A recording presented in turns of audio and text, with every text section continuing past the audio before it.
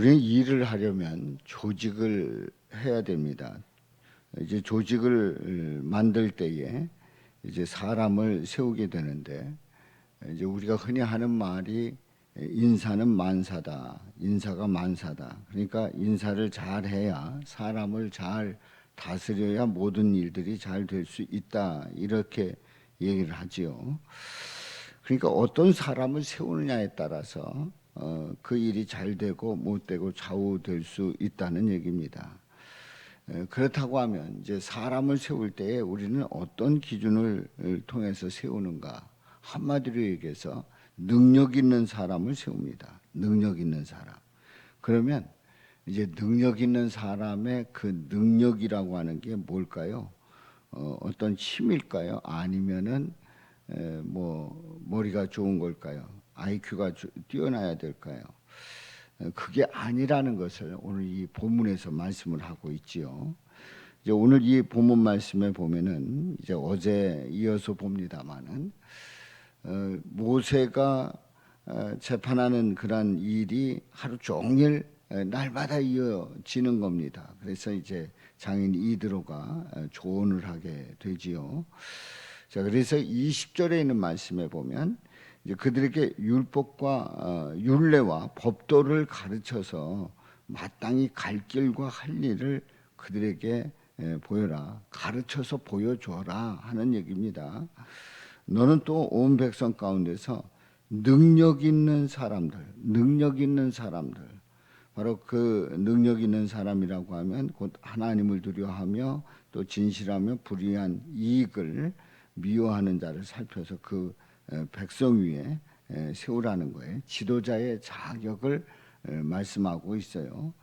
그렇게 해서 이제 1000명의 장이 되는 천부장, 100명의 장이 되는 백부장, 50부장, 10부장을 삼으라는 거지요.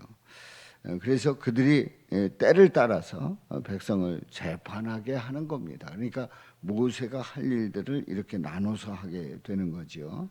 이제 그 중에 큰 일은 모세에게 가져오지만 작은 일은 스스로 재판을 하고 그리고 그렇게 함으로써 이제 함께 담당하게 되고 그 모든 일들이 쉬워질 것임을 그 장인 이드로가 이제 조언을 했고 이제 실제 그런 일들이 일어납니다. 자, 여기서 말하는 이스라엘 백성들이라고 하면 실제로 노예입니다. 노예입니다. 그러니까 하루 종일 벽돌을 굽고 또 건물을 세워야 했던 그런 사람들입니다. 그러니까 그들은 교육받을 기회가 없는 거지요. 고되고 힘든 일의 그 연속이었음을 보게 됩니다.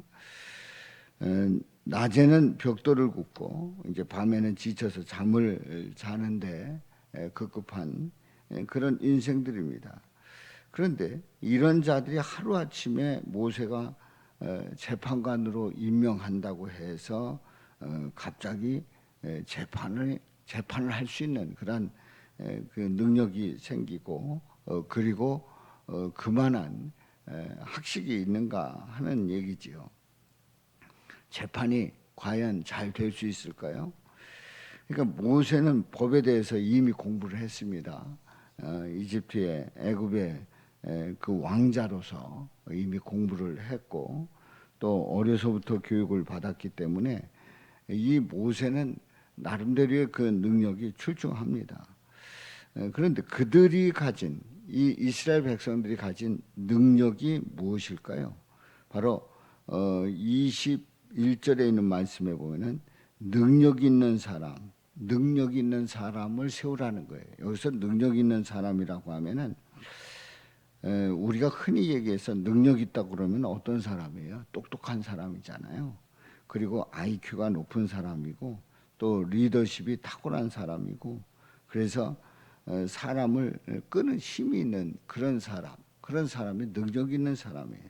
또 재주가 많은 사람, 여러 가지 재주가 많아서 재능이 넘쳐서 어느 때 어느 장소에 갖다 놓든지 잘 적응할 수 있는 사람, 이런 사람이 능력 있는 사람입니다. 그런데 21절에서 말씀하고 있는 능력 있는 사람이라고 하는 이 사람은 지금 말씀드린 똑똑한 사람, 뭐 리더십이 탁월한 사람, 재주가 많은 사람, 이런 사람이 아니었습니다. 능력 있는 사람이라고 하면은 어떤 사람을 말할까요? 오늘 말씀에서 하나님을 두려워하는 사람이에요. 하나님을 두려워하는 사람. 하나님을 두려워하는 사람이 바로 능력 있는 사람이라고 말씀하고 있습니다. 교육을 받지 못했어도 그냥 하루 종일 벽돌만 굽는 거예요. 평생 벽돌만 굽는 거예요. 그런데 하나님을 두려워하는 사람이면 된다는 거예요. 하나님을 두려워하는 사람. 우리가 평소에 생각할 때 능력 있는 사람 그러면 제가 앞에서 말씀드린 그런 사람들을 능력 있는 사람이라고 생각하지 하나님을 두려워하는 사람을 능력 있는 사람이라고 생각하지 않는다는 거지요. 우리는 항상 하나님을 두려워하는 그 사람보다 IQ가 뛰어난 사람, 똑똑한 사람, 또 리더십 있는 사람, 또 재주가 많은 사람, 이런 사람들이 능력 있다는 것을 우리는 너무나도 잘 아는데 성경에서는 우리에게 다른 말씀을 하시고 있습니다. 하나님을 두려워하는 사람이에요. 하나님을 두려워하는 사람이라고 하는 것은 어떤 사람일까요?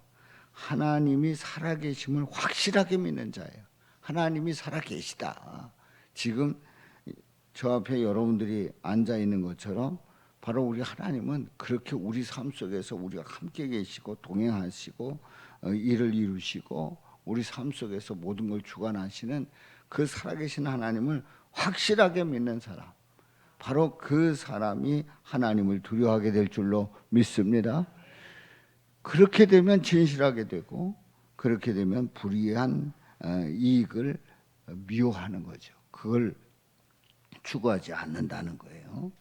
그래서 이제 21절에 보면은 하나님을 두려워하며 진실하며 불의한 이익을 미워하는 자를 살펴서, 그러니까 하나님을 두려워하게 되면 하나님의 살아계심을 분명히 믿게 되고 그래서 진실하게 되고 불의한 이익을 미워하게 되는 거지요.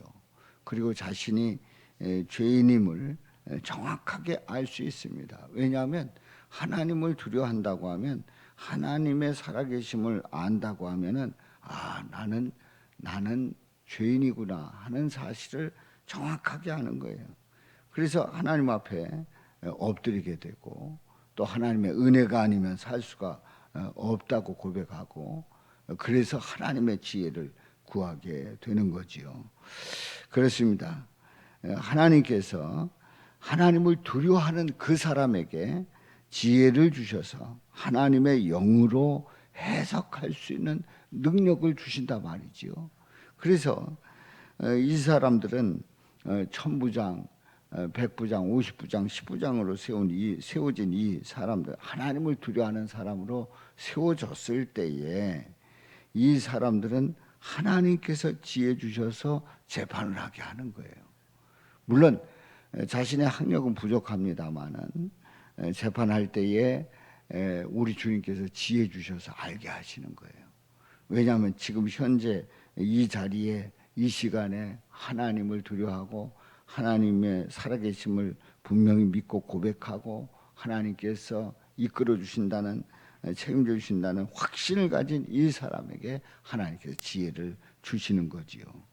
세상적으로 보면 좀 미련해 보여도 또 좀 어두워 보여도 좀 뒤떨어져 보여도 하나님을 두려워하는 사람, 하나님을 두려워하는 사람은 이렇게 하나님께서 쓰신다 말이지요. 자, 그렇다고 하면 우리는 어떤 고백을 해야 될까요? 우리는 하나님을 두려워하는 사람이 바로 능력 있는 사람이라고 했는데 그 능력 있는 사람은 바로 예수님을 아는 능력이 있어야 됩니다. 예수님을 알고 예수님을 두려워하는 그러한 자가 능력자가 되는 거예요.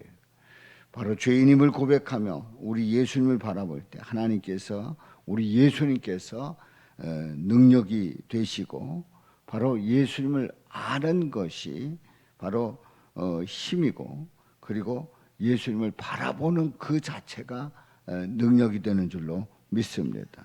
오늘도 우리는 부족하지만 연약하지만 하나님을 두려워하는 그런 마음을 가지고 주님을 바라볼 때에 우리 주님께서 능력자로 우리 주님께서 쓰실 줄로 믿습니다. 저와 여러분 모두가 우리 하나님을 두려워하기 때문에 능력 있는 사람 되시기를 주님의 이름으로 축원합니다. 21절 말씀